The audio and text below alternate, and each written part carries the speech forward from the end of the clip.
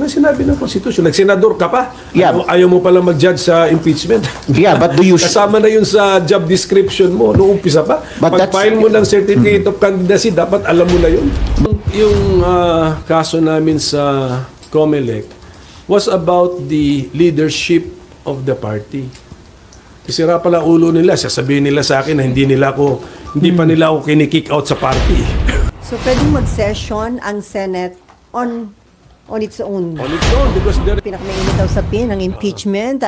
May we know bakit ho kayo sumulat kay Senate President Chis Escudero emphasizing the constitutional duty of Senate pagdating ho sa impeachment?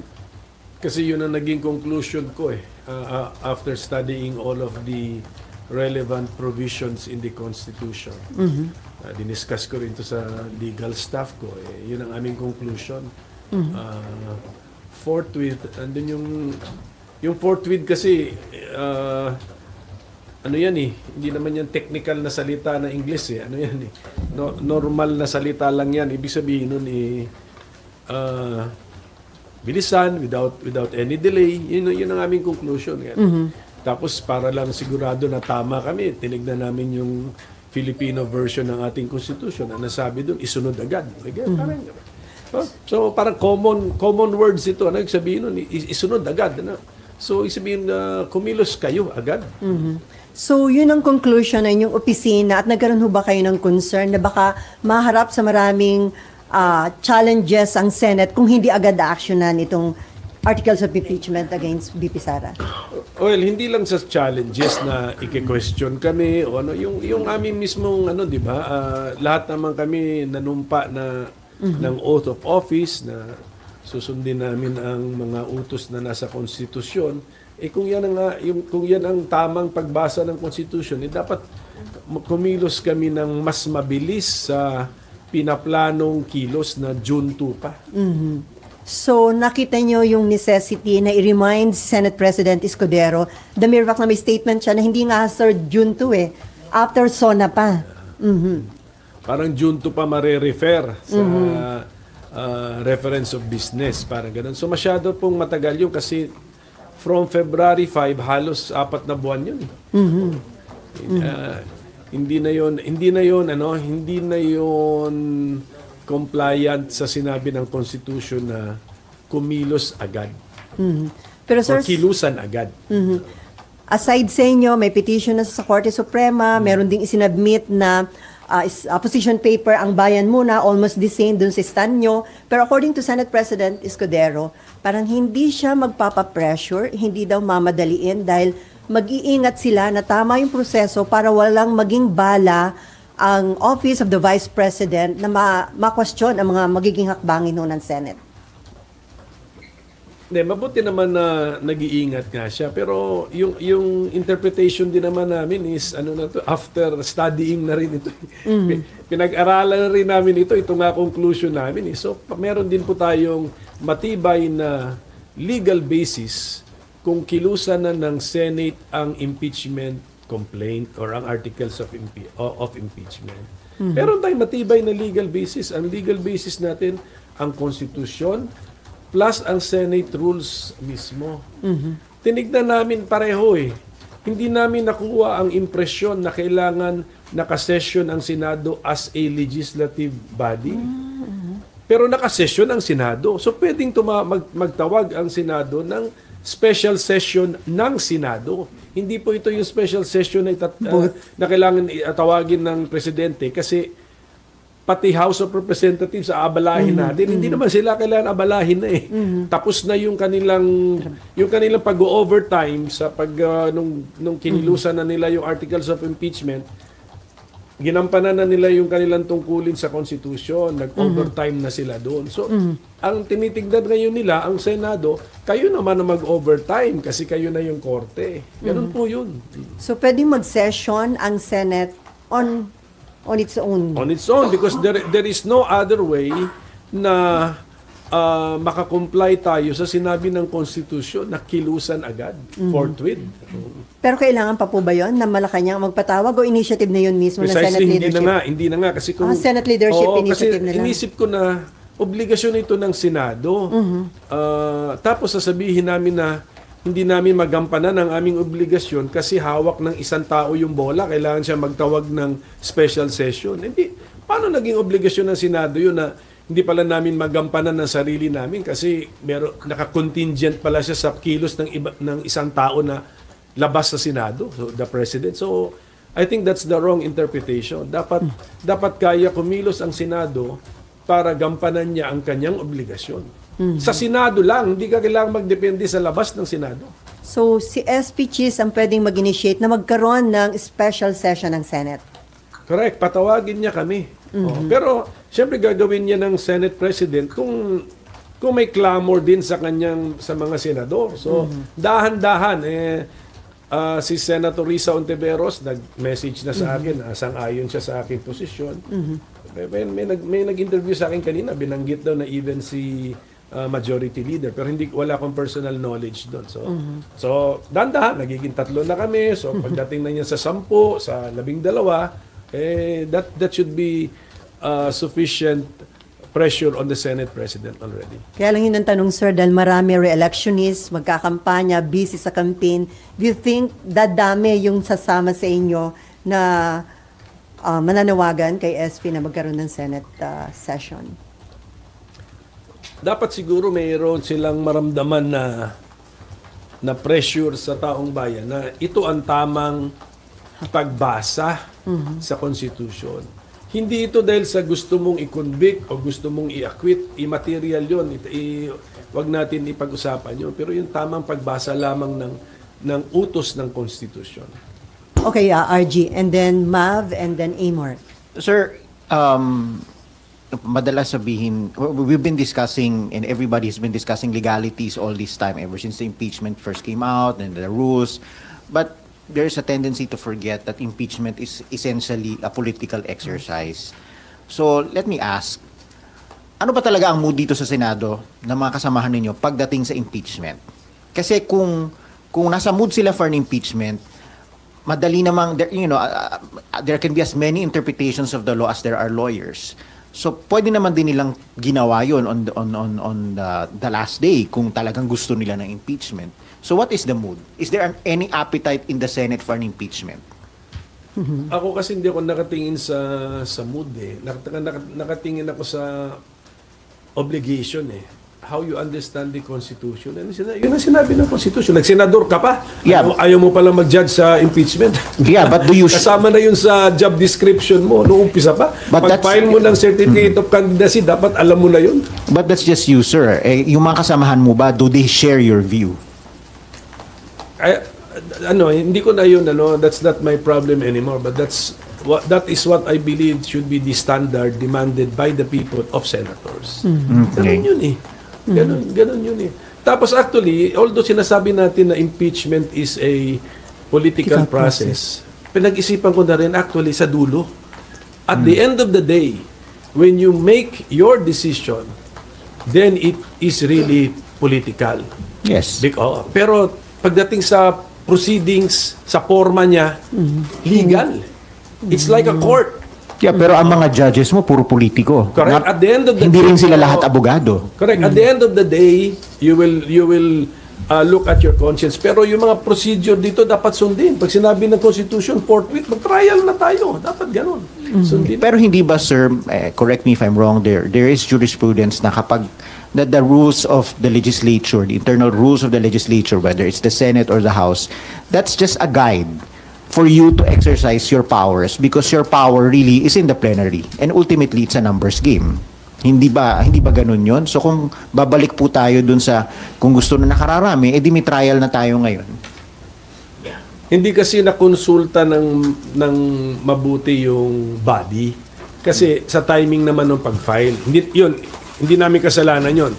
Do not blame the Senate on when the articles of impeachment were filed. Wala kaming hand doon. Yung timing na yon. Sa timing na yon, very late in the last day, hindi nga ako sure kung may quorum pa eh.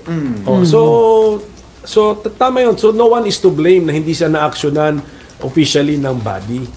But now na nandyan dapat aksyonan na officially ng body. So dapat nagkukonsulta na ang Senate President sa mga senador.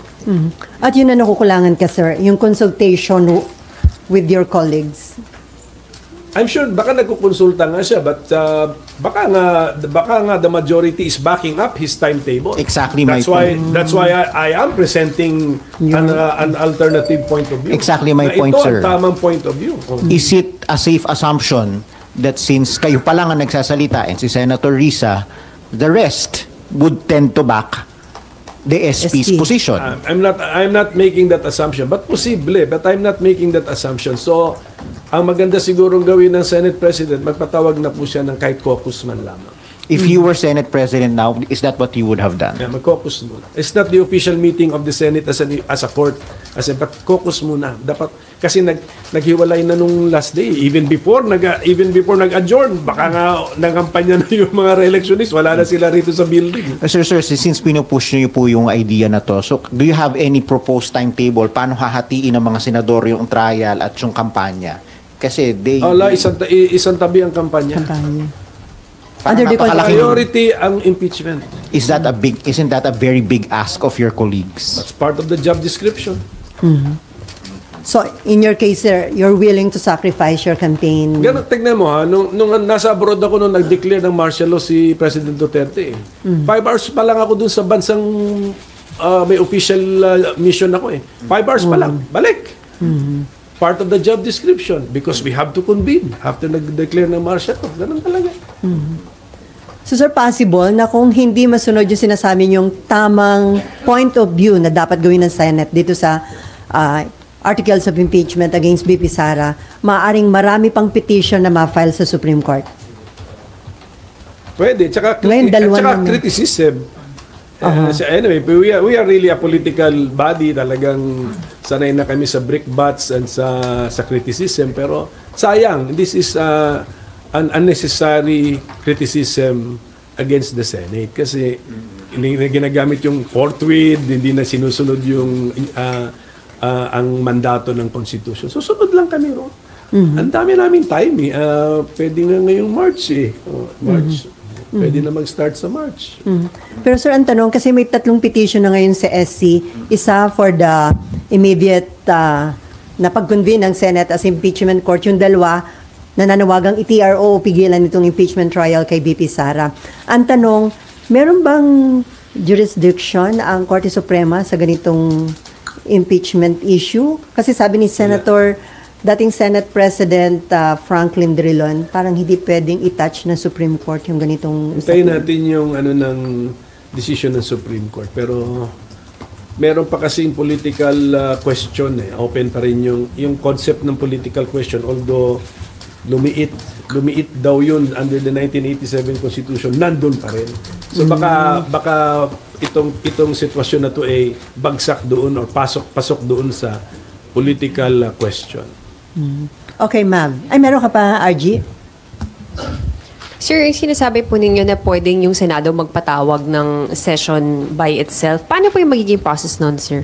How would it go about? Mag-convene kami.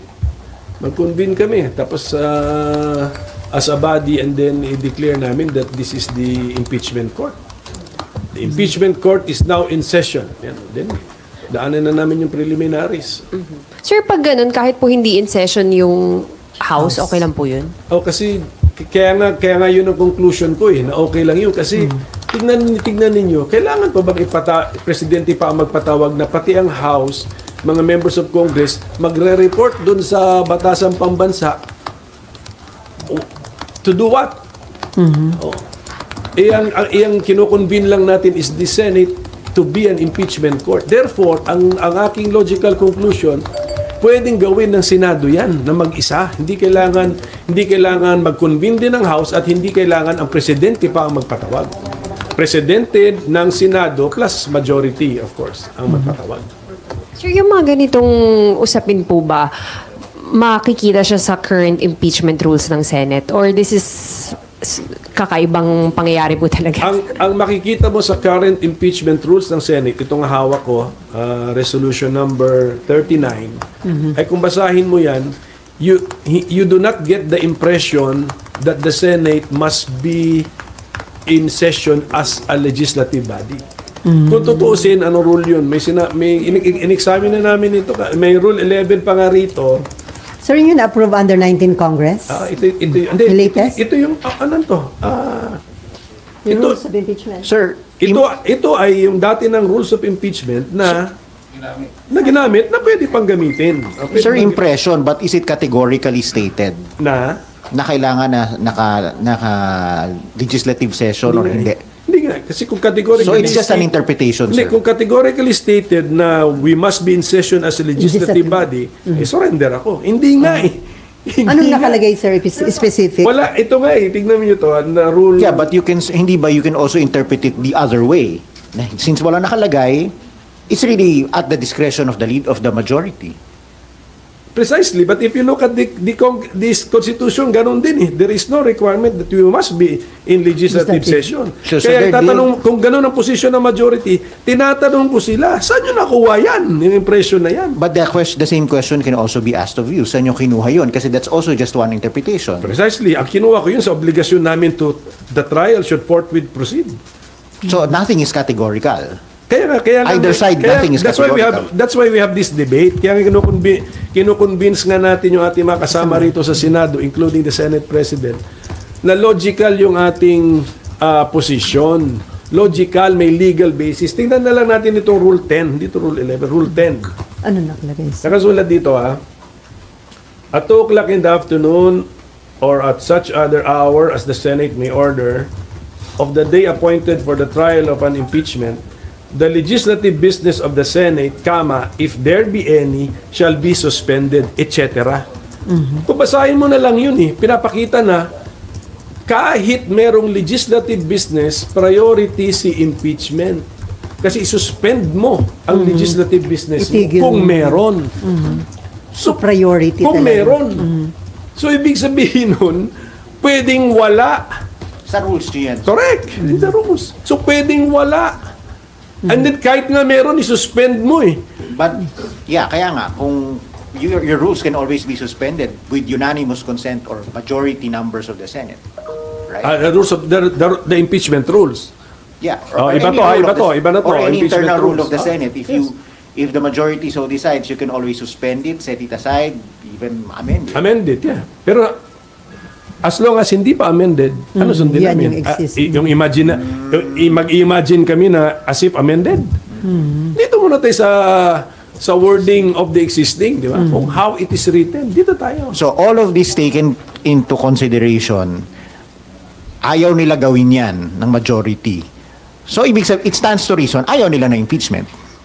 Hindi ko pa masabing ayaw ng majority. Kasi Yeah, but how else do you explain why they do not share your view? Baka yung attention nila nga nasa iba. That's where we're now focusing on this matter. So, and then so that the Senate President can focus every senator's attention on this matter, magpatawag na siya ng caucus. Sir, do you intend to talk to SP about that? Yeah. Kakusapin niyo si SP? Sabi ko sa SP, sulatan ko pa siya. Sulatan niyo ulit? Sulatan ko ulit. Para siguradong in writing. Okay, ma'am. Follow up. Sir, isa lang po. Ng 11. Sige. Yes, Apo. ma'am. Sir, sabi lang po kasi ni SP na baka better na wag muna tayo mag-start kasi ang dami pang question sa SC. Baka mamaya raw po, nagsimula na kayo and then ma-invalidate yung mga gagawin ninyo dahil mag-desisyon on the contrary yung SC sa mga petitions po. Masyado nang maingat yun.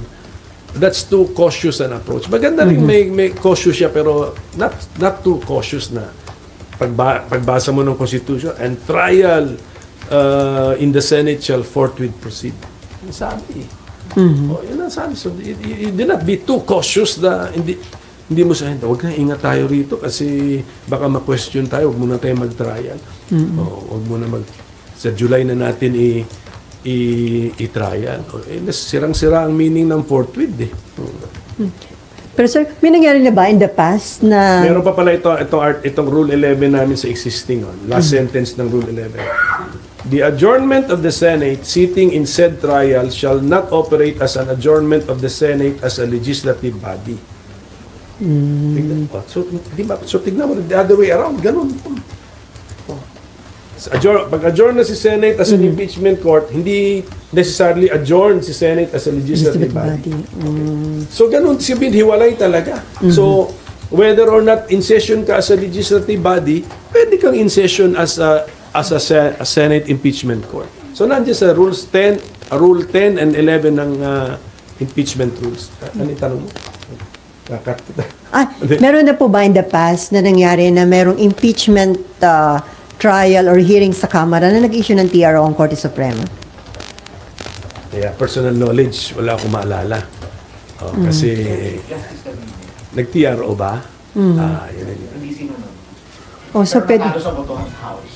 So naging moot. So, yeah, the same effect as the TRO. Yeah. Pero iba yun. Ang TRO kasi hindi naman inutos na talunin nyo sa botohan. So, ang TRO is stop nyo lahat. So, that means that that house, sa house yun sa house, no? So, that means that previous house believed that it was, ang position nila, it's a political question to be decided by the political institutions. Kasi sir, yung prayer ng petition ni VP Sara ngayon, mag-issue rin ng TRO para mapigilan yung impeachment trial. So, ano yun, kung sakali bang pakinggan ng Korte Suprema, pwede rin hindi sundin yun ng Congress, ng Senate, ng House, kagaya ng ginawa ng House? Saka huwag na natin unahan yun para maganda rin ang desisyon ng Supreme Court, hindi nila in-anticipate ang kilos ng Senado. Okay, Amor. Sir, are you also planning to talk to the other senators para ma-convince po sila about your position na kailangan na talaga ng special Si session? SP na lang siguro ako diretso para hindi lumalabas na ginagapang ko yung majority. Minority kasi kami. So si SP na diretso. Opo. And what happens if si SP mag-stand firm na hindi talaga siya magpapatawag ng special session? What will be the next action then? Caucus muna. Caucus muna. Then pakinggan nila ako. Ngayon kung talagang ayaw nila, aminin namin sa taong bayan na ayaw nila. Ganun siguro kasi. Because if this is really a political question, then therefore it is a legitimate political issue. Diba? For the people. Pero at sa side po ninyo, pagka-ayaw talaga na mag-call ng special session after the caucus, wala na po kayong magagawa out of your hands. Kasi aminado naman kami na yung special session dapat ginusto rin yun ng majority, ng quorum. Kasi kung kunyari, pinilit namin ni Senator Risa Ontiveros na mag-special session kaming dalawa, aminado din naman kami, walang bisa. Wala kaming quorum eh. Yung pakikipag-usap kay SP, kailan nyo po plano? And ano po yung nakikita nyong timeline for the caucus? And ano yung timeline ninyo for impeachment trial dapat? I'll try to talk to him ASAP. Kung andyan siya ngayon, kausapin ko siya. Pero yung subsequent, ano yung mga dates, mga ganun. Kontrolado na niya yon na SP. But as far as you are concerned, sir, kailan dapat mag-start yung impeachment trial? Sana March.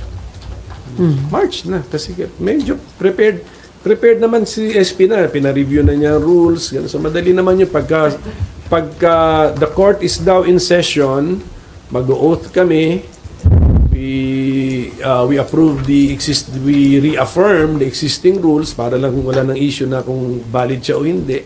Kung may proposed amendments, kilusan na namin. And then padala na ng i-authorize na namin ng Senate President to send summons to the impeached official para umandar na yung 10 days. Sayang din yun eh. So kaya po siya sa March, you think? Kasi when I use the word trial lang medyo generic yung paggamit ko ng trial. Ibig sabihin the entire process. Hindi pa siguro mauupo yung witness sa witness stand. Basta nag-umpisa na yung trial. In the sense na pasagutin mo na si impeached official, pasagutin mo tapos ipa-respond mo si prosecutors. Pero nag-convene na po yung impeachment court by March. Yun po yung timeline niyo. Kasi para walang question nga dun sa subsequent steps, dapat convened na kami as a court. Apo. Sir, alas na po, dun sa rules, kasi currently dinadraft daw po ng Senate Secretary and ng legal team ng Senate. Do you also plan, parang kailangan pong linawin yung provision na kung kailangan ba talaga nakasession yung Senate or not? Or are you, meron po ba kayong participation kayong mga senador dun sa pag-draft ng rules? May participation. Pero siyempre, inaaral na nila ngayon yan with with lawyers, yung nag-practice din sa korte para yung rules of court, yung mga necessary ilagay, i-propose nila as amendments. Pero may role ang lahat ng senador kasi we approve the amendments or not. Basta ako, we can live with the existing rules. Meron na nga, nagamit na nga ito eh. O, may na-convict na nga under these rules eh. Pero kayo, sir, satisfied niya dyan sa existing rules? Sa tingin niyo, hindi na kailangan No, i-amend? it can be improved, pero depende na sa proposal. It can be improved kasi, kunyari, kunyari galing naman sa rules of court lang, ano na lang yun, elaboration na lang yun. Like may mga suggestion na include na yung pagtanggap ng evidence sa online o kaya yung virtual presentation ng mga evidence. Pwede, pero may reservation ako doon, pero open mind lang ako doon. Pero yung mga affidavits, etc., judicial affidavits, okay yun. Sir, can we say na ngayon malakas na yung clamor sa Senate para mag-convene as impeachment court? Kasi sabi ni SP parang kailan masasabing may clamor? Ilan na ba yung nananawagan? And then yung mga nananawagan parang may mga political inclination, may mga biases. So can we say, sir, ngayon na malakas na yung clamor sa Senate? Siguro, the mere fact na tatlo na daw kami, so lumakas na. Hindi ba? So, baka may momentum na yan. Ay, ako dyan. Sir, ano lang no? Halimbawa magsimula po yung trial March, April. Then, kung tatawid po ng 20th Congress, paano po yung magiging composition? Dahil tulad po ninyo, graduating po kayo, yung mga re-electionists po, baka hindi makalusot lahat. Paano po yun? Back to zero po? Hindi. Dapat tuloy siya sa court. Tuloy. Naka-record naman lahat yan. Naka-transcript yan. Tapos, I'm sure may video recording na. Kahit yung bagong senador, he or she can review the proceedings. Wala nang problema sa pag-review ng proceedings.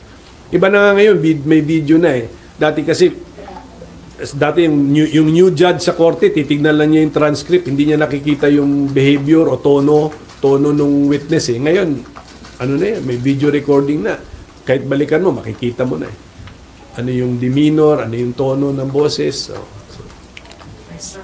Sir, hindi kaya naging sobrang maingat si SP Escudero sa nagiging hakbang dito nga sa impeachment? Kasi kung sakaling mapatalsik si VP Sara, potential na mag-benefit po siya dito. Eh di never tayong magkaka-impeachment ng BP kasi potential... Lahat potential. Lahat potential beneficiary ang SP. Pero hindi automatic yun. Ayusin natin yung kasi akala ng iba na pag mabakante ang Vice President, automatic ang Senate President ang nagiging Vice President. Hindi po ganun. Mamimili po ang Presidente, ang incumbent President, from among the members of the Senate and the House, but needing the concurrence of the members of the Senate and the House. Ay, Mav, okay. Sir, kapag alam po halimbawa mag-start na po yung trial, kasi po di ba mayroong period na after June 30 na 12 na lang yung sitting senators. Paano po yun? Pwede pa rin po ba mag-trial kung 12 na lang po sila? Will that be valid, sir? If ever matuloy, kunyari i-decide nila, yung mga naiwan na ituloy nila, ako I find nothing objectionable doon. Pero siguro better na lang na i-defer na muna nila. Hintayin na nila yung bago nilang kasama. Sir, bang ikaw yung Senate President, meron bang pagkakataon na may muntik na may sampang impeachment case dito sa Senate? Wala. Kay Sereno. Yun. So sir, ano yun? Tama ba yung estimate ni SP Chis na hindi gagastos ng more than 1 million ng Senate para sa impeachment ni VP Sara? Okay yun. Okay yung... Maliit lang talaga magiging expenses sa Senate. Ni SP kasi hindi dapat maging reason yun na magbo-bloat ang expenses. It's the same venue, it's the same building, it's the same place. It's the same offices na meron ng mga legal staff. Kukuha ka siguro, papalitan mo siguro yung consultant mo. Yung sa ibang topic mo na consultant, sa tax. This time, kukuha ka ngayon ng isang lawyer na nagpa-practice before the courts para mag-guide ka. Pero yung mga individual senator, may mga individual additional expenses. Papalitan mo lang yung saan yung focus mo. Okay, from Billionario.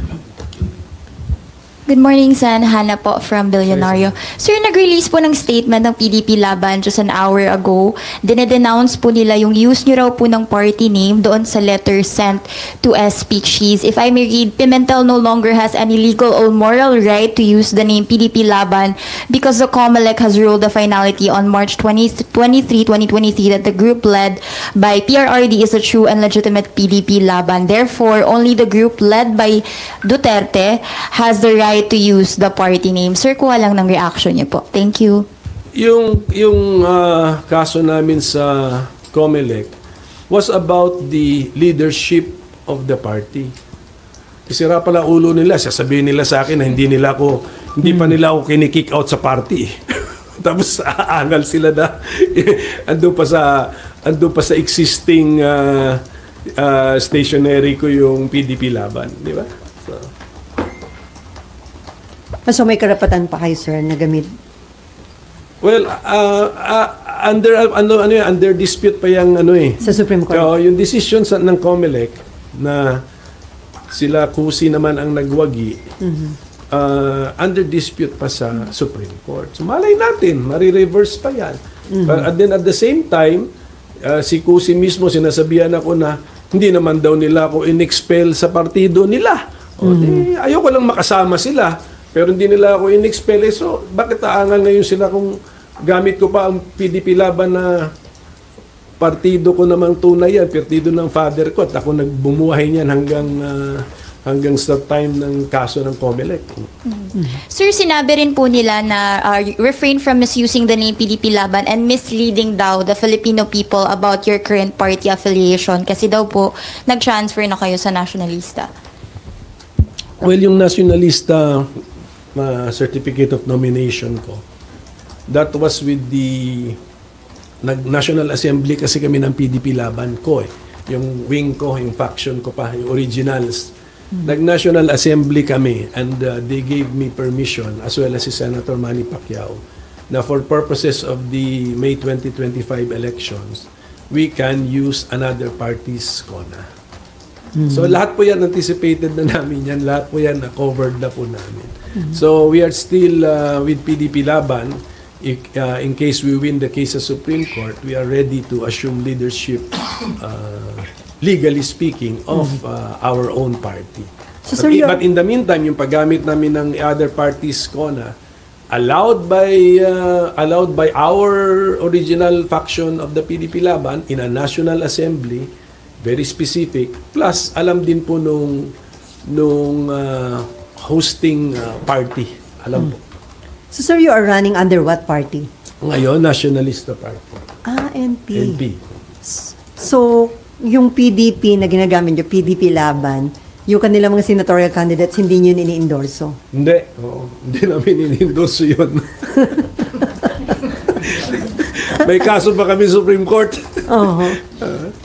And then, anong dating sa inyo, sir, nung mga nagiging parang patutsadahan, batikusan yung remarks ni former President Duterte na patayin yung 15 senador para makapasok yung kanyang pambato sa senatorial race. Anong dating sa inyo, sir, noon?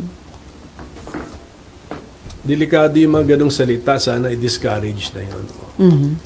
Although sabi ko, paubayan na natin yan sa mga investigators, kasi pwedeng ang pasok talaga yan din sa sedition ba yun? When you call for violence against government officials, pasok kasi yan sa definition ng sedition. So, paubayan na natin sa DOJ, sa NBI, if they feel na in the totality of the circumstances, may kaso ba o wala. Pero, natin yan, i-discourage natin yan. Mahirap yung sasabihin, joke lang. Kung mag-research kayo ngayon, may kaso ngayon sa Australia. Yung may dalawang nurses na of Arab origin, nag-anti-Jewish sentiment sila sa online. Ngayon, binabalikan sila, sabi nila joke only. Ang sabi ng mga Australian law enforcers doon at saka government officials, hindi pwedeng bayaan natin itong mga ganitong delikadong mga pananalita na calling for violence and then sasabihin mo joke only. Kasi di ba yung So, bomb joke nga, yung pag nag-joke ka na may bomba. I-discourage natin ito at wag natin ito parang i-encourage. Kaya, how do you discourage an act? Sometimes kinakasuhan mo yan para ma-discourage. And Sir, follow-up considering ko lang former yun. president siya, sir, di ba? Wala namang, ang former president, wala na pong immunity from suit. Pero the mere fact na dating ang Pangulo, dapat hindi natin inaasahan yung mga ganong pananalita sa kanya. Ayun na nga, pero nung Pangulo siya, madalas din natin marinig yun. Sir, di ba yung Presidential Decree 1727 again penalizes bomb jokes? Yes. Meron. So pwede siya doon? I do not know the context ng bomb joke yata. Anywhere ba yan? Or in the airport context yata? Mukhang anywhere, if I'm understanding this right, 1727.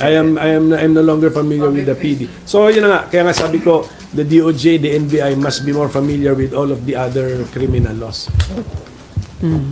Okay. Pero sir, hindi factor kung na-feel threatened yung mga senators. Kasi for example, si SP, ang sinasabi niya, hindi naman sila na-threaten, yung mga senador, wala naman nagko-complain among the senators, so dapat wala na daw kaso yan. Hindi naman ito parang private crime eh. Alam ko yung mga ganyang prinsipyo sa private crime lang yan na kailangan yung tao mismo apektado ang magrereklamo. So this is actually in the nature of a public crime if it is a crime. Kaya i-ano ko na muna. Wala akong expertise na doon sa bomb joke law. So PD, just give us time, i-research din po namin. Pero sana ginagawa na ng DOJ at saka ng NBI yung research.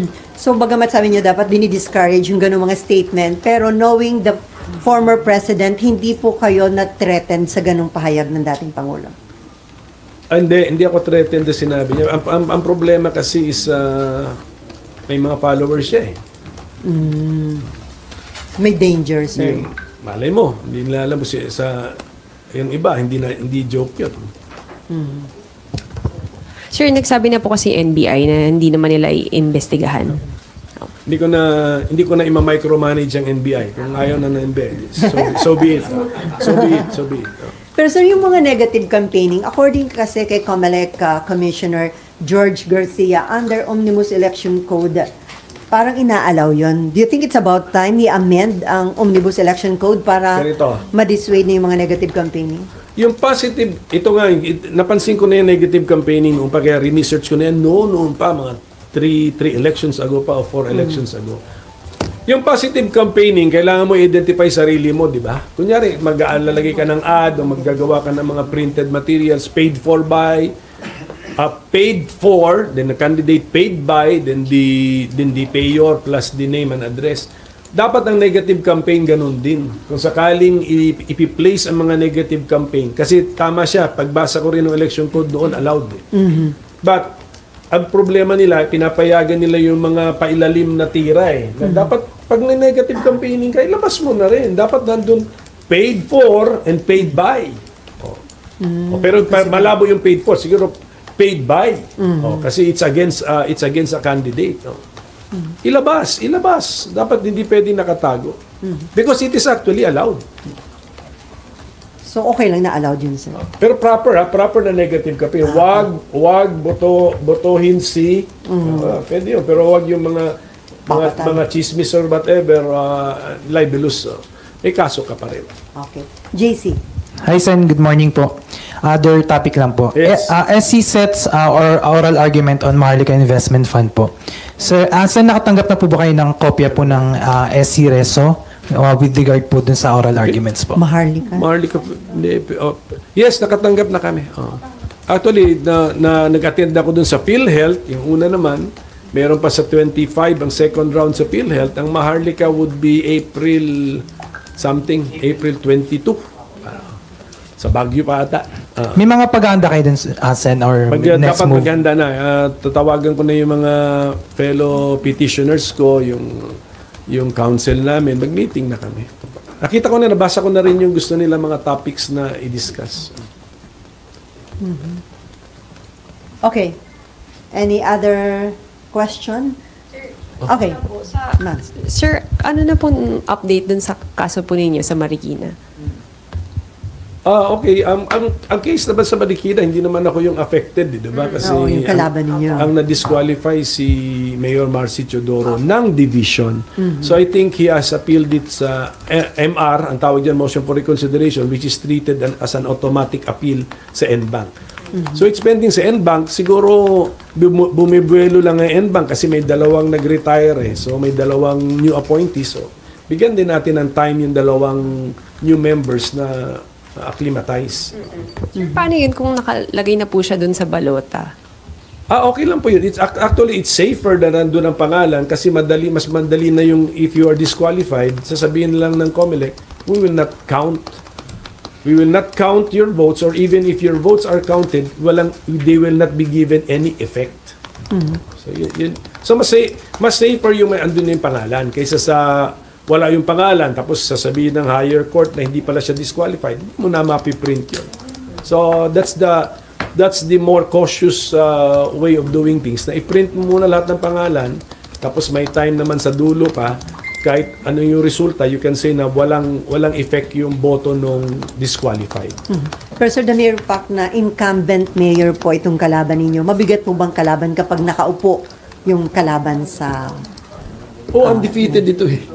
Mabigat po, mabigat. He is an undefeated politician in Marikina. Pero hindi yun ang issue. Ang issue rito is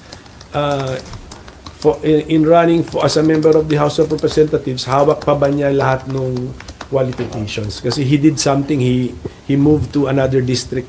Yun eh. He moved his registration to another district. Yun. So pagbalik, na-violate na yung 1-year residency requirement. So anong plano nyo? Paano nyo dadalhin sir yung kampanya nyo? Considering na ang kalaban nyo nakaupong mayor ng Marikina.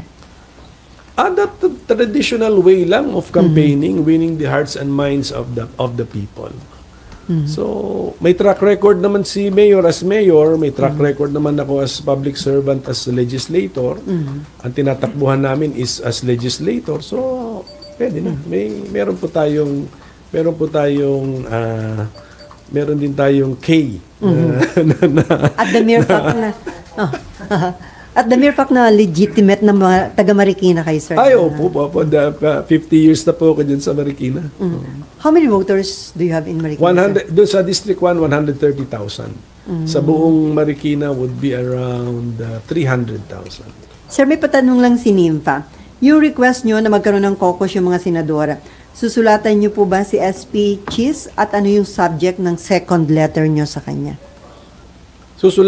Kung pwede kong ma-personal makausap si Chis, sasabihin ko na. Pero Hindi yung sasabihin ko sa kanya, i-reduce ko pa rin in writing. Okay. So mag-request ako ng caucus para ma-explain niya yung position niya sa mga senators, bigyan niya rin ako ng time, i-explain ko yung position ko. So ano yung position ko? Yung laman ng first letter ko at itong lalamanin ng aking second letter, which is ipapakita namin yung constitutional provisions plus yung rules of impeachment at ang aming conclusion ang conclusion namin, hindi kailangan in session ang Senado as a legislative body para makakilos. That's it. And then, i-quote namin ito mga kinote ko. So, yun po yung laman ng aking second letter sa kanya. So, sir, hanggang ngayon, wala pang initial response si SP doon sa unang letter niyo sa kanya? Wala pa no in writing. In writing, pero nandun na yun. Sinagot na yata ako sa press con. Kaya so, ganun na lang. Magsagutan na lang kami sa media. Pero kung nandito siya, sir, kakausapin niyo personally. Okay naman kami ni SP Chis. SP, andito ka ba ngayon? Pag same floor naman kami. Di, bandahanan ko na siya. Okay. Any additional question?